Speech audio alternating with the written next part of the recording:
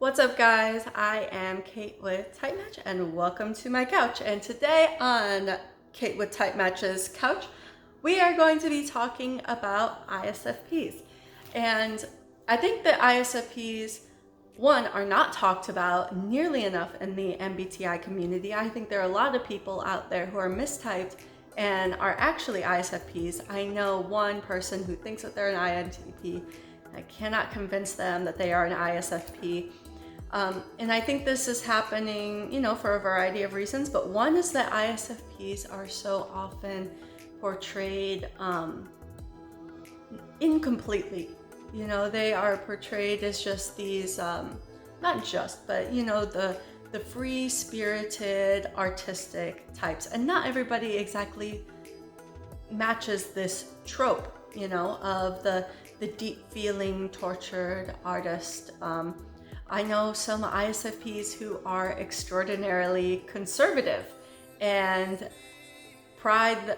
they strongly value, they're men, they strongly value masculinity and hard work and patriotism and all these different things that don't often get associated with the ISFP personality type, but ultimately they're strongly driven by their FI values. But it's almost like people think that FI can only hold certain values, but if I can, hold any number of values and make one ISFP look extraordinarily different from another ISFP, but deep down, fundamentally the same processes are at play within their minds. It just because they have different values and they are so much an expression of their values, they look very different. So I would urge you to consider the fact that just because somebody doesn't fit the stereotype of an ISFP does not mean that they are actually an ISFP. I, in fact, mistyped my own father because he is extraordinary. He very much values tradition. And I thought for a long time that he was an SJ traditionalist type, but it turns out he is just extraordinarily driven by his FI hero values, manifesting in a traditionalist sort of way, but he really is an SP, an ISFP. So let's talk about ISFPs. I have had a couple of romantic trysts, I guess, with ISFPs, ISFP men, and I'm going to talk about my experiences with them. Of course, they don't represent all ISFPs, but here are just some of my observations in being with ISFPs. One is that ISFPs, once they get to know you, okay, so they are background types, they are introverted, but that doesn't mean that they are not willing to initiate one once they want somebody, once they really like somebody. So I've seen that ISFPs like to observe a little bit from a distance. They very much want to get to know you a bit at first, and then they are very comfortable with reading into those SE physical cues. See, the vibe that you're putting off, that you're interested as well.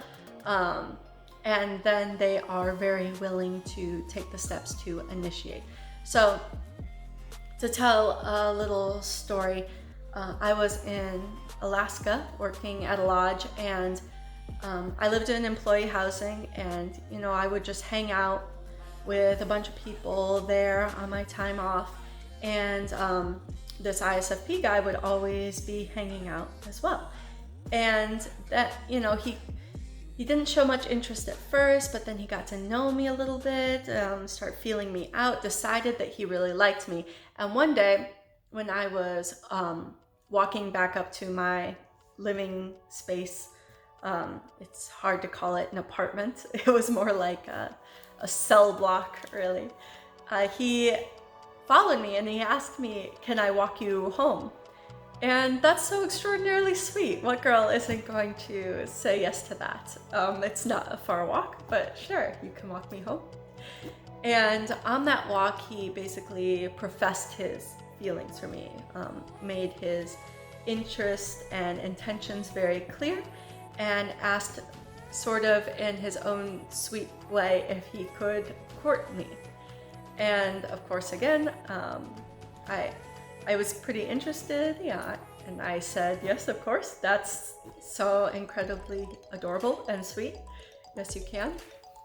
And from that moment, you know, we started dating and seeing each other, and he would leave me little things or bring me little things every day. And you know, it could just be like I opened my door and there was a little note for me there and a little present, like always something small, usually something that he created. Like he very much was an artist. Like, he actually is an artist. So he would create different things for me, bring me different things, put things together, put experiences together on a daily basis.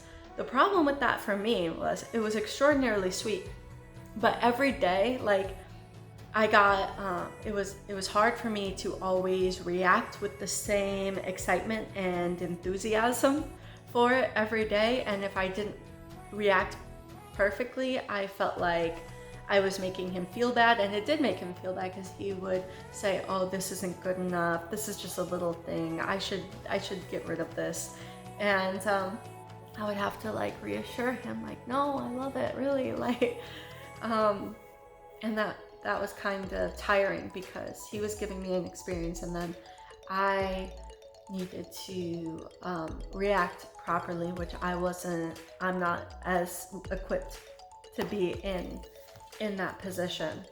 But we really did have an extraordinary time together. He and the other ISFP that I've dated, it was all about sharing experiences together, but also we could have like a lot of deep conversations. And I really appreciated how attentive the ISFPs were to my needs and my position, always working to make me comfortable, which is, you know, very sweet, and always super attentive to my emotions.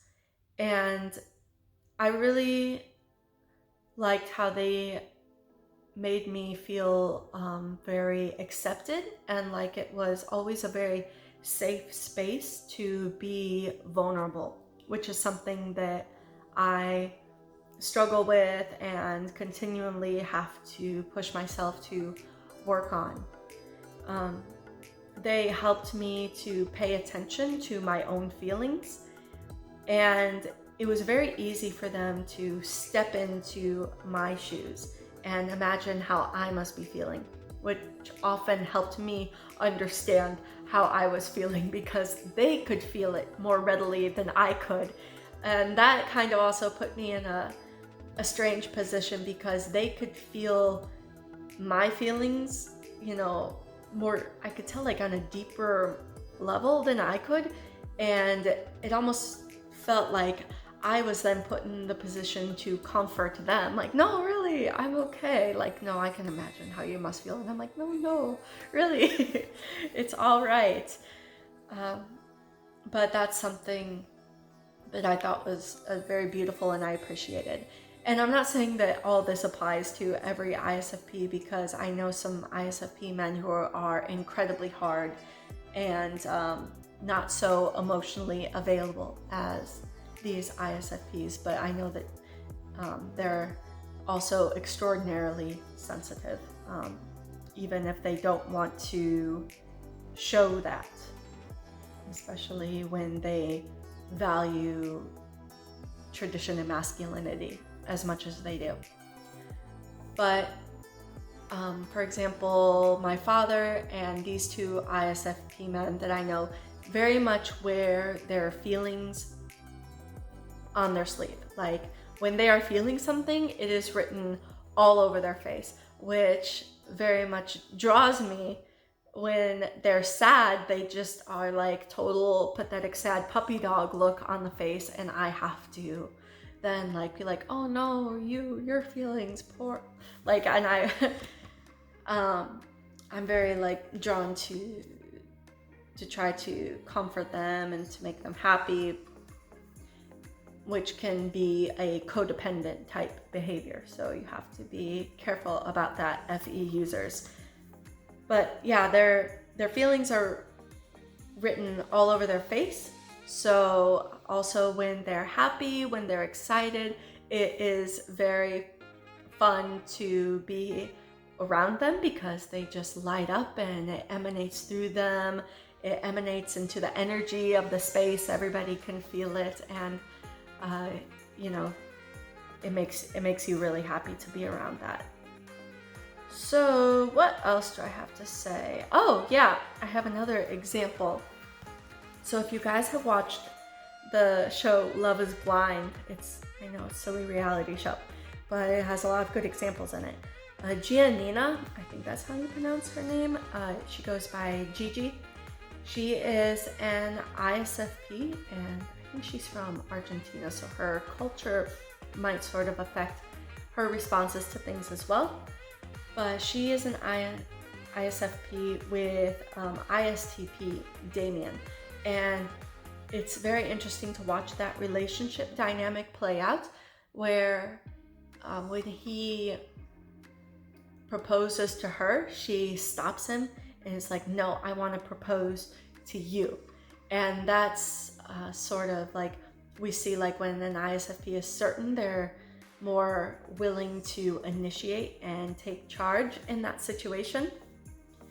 And in that relationship, she is very interested in expressing her emotions, very interested in communicating, talking about what's going on within you, what's going on within me.